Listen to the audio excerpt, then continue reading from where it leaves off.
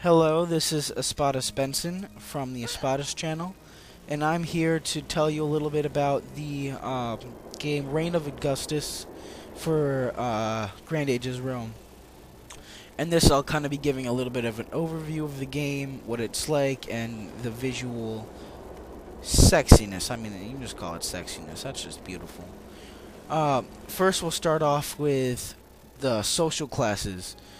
I don't have any on this map because I'm against slavery, but the lowest scale on the social ladder are slaves. I'll kind of pull up the building to what that looks like. I think it's under commerce, which is racist. Autosave. Here we go, slave market, and build that here. And what that basically does, it allows slaves to work in the vicinity of that area. So I'll speed that up. There's some building camps, which reduce the time it takes to build something within the radius. So you see now it's going much faster. It'll be finished in a couple seconds. And the only thing that slaves can do is they can only work at producing raw materials, so that can be lumberjacks or that can be brickworks, and like brickworks have to be close to the water in order for that to work, to make the bricks. Of course, logging sheds have to be close to trees. If there's no trees available, you're able to actually plant trees and make them look as big, as ferocious as you want. Put some of these trees around. They'll cut down those trees so that way you can never be restricted to as much wood as you have, as long as you have the money for it. And so this slave camp will produce these kind of buildings, stone quarries, all these mines, but it won't be able to produce more higher level buildings like tailor shops or bakeries, foods. It's just the raw material kind of stuff here. And then going up the social class, you have go to a better shot over here. Yeah, that's a pretty massive city. The plebeians. These are like your workforce, your citizenry workforce. They are good for farming, even though the slaves are good for farming, but the plebs are better at it. They can produce some of these, they can staff some of these buildings like the Odeum, which is like a very small theater, but produces a nice bit of entertainment. They can kind of staff these markets here. It's kind of like a artistian market. Well, this one's working for Equites, but it can also work for plebeians, but Equites kind of do a better job.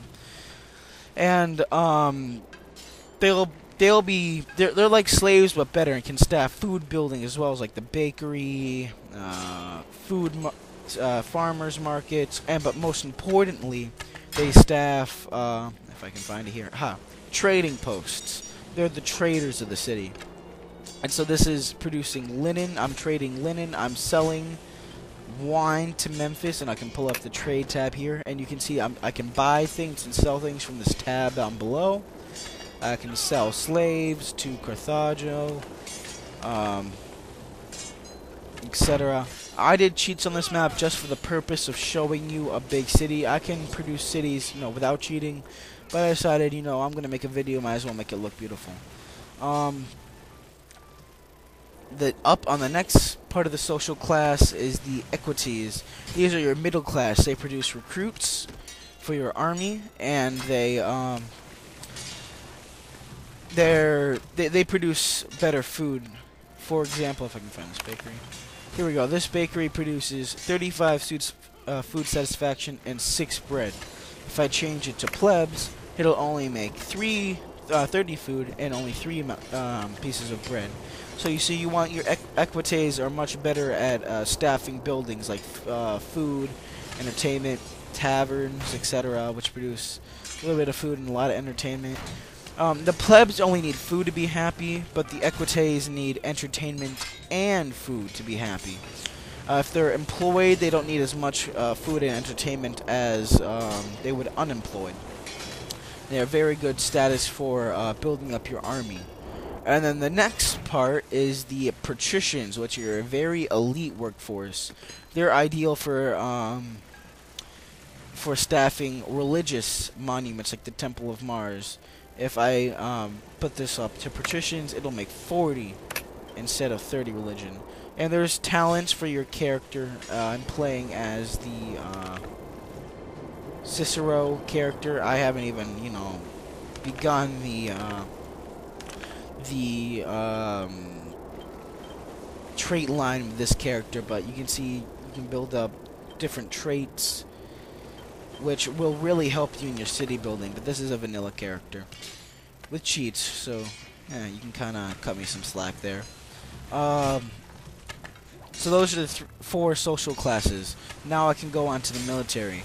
Over here, this is kind of my military center. You have 2 different ways of producing military units.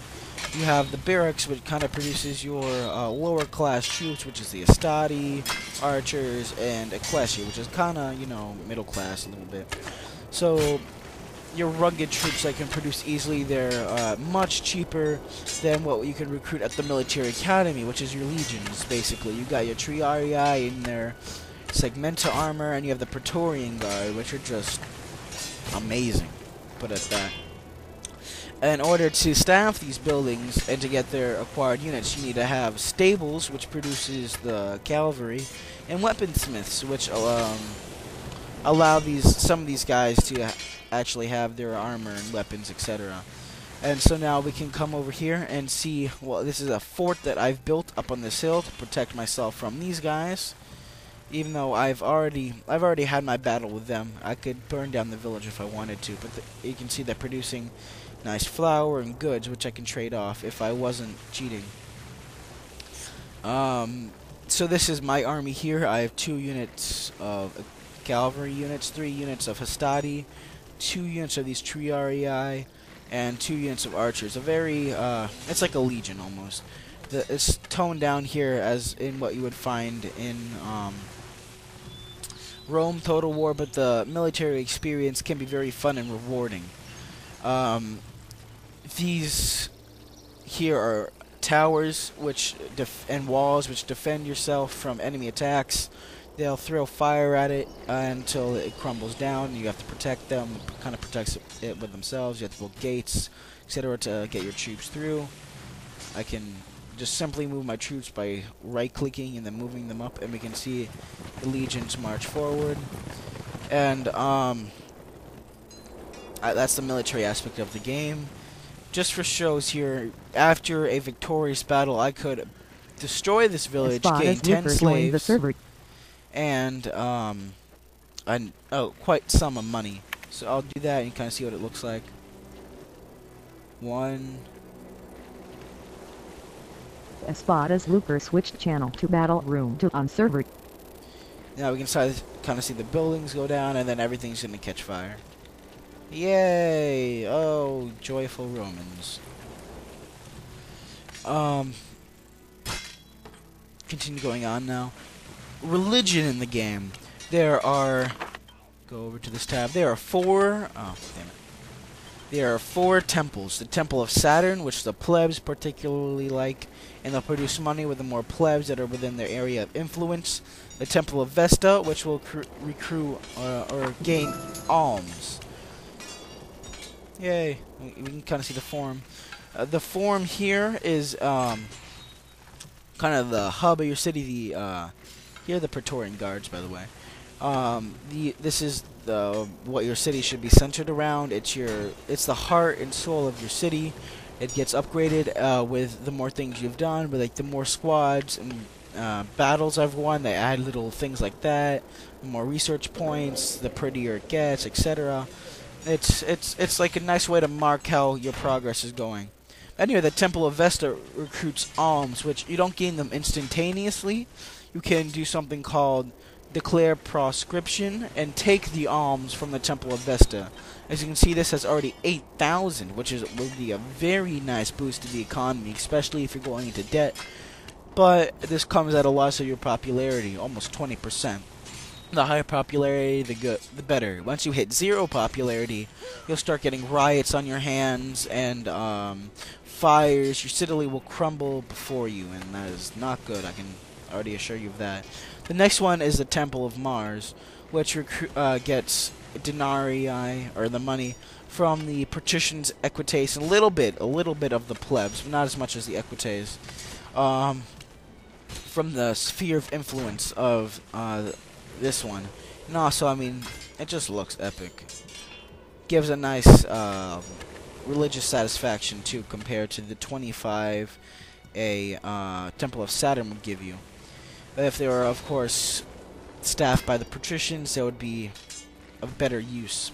But patricians are expensive. And another thing I forgot about to mention, patricians, they need, well, the house needs 2 marble for maintenance. They need olive oil and they need clothing to be able to stay in the city. The equites just need goods, and goods are acquired by the plebs, who create goods if they have over 50% of food satisfaction, which signifies that they have enough free time, not working, to be able to do something of importance. So this pleb here is making statues and selling those off. Those are some goods. Other ones will make pottery. Other ones will make jewelry, etc. And those are the different classes there. And I mean, the scales you can build your city. If I just zoom out here, I mean, look at that. That's a pretty big city. There's a lake in the middle. I mean, it's just beautiful. Like, you're coming in from a you can just kind of see how beautiful a scene like that would look. The visuals in this game are extremely applauding. They're just amazing in every aspect of the way. And then there's different buildings which do different things. Like this is basically a firehouse. If there's any fires in the vicinity, they'll put it out.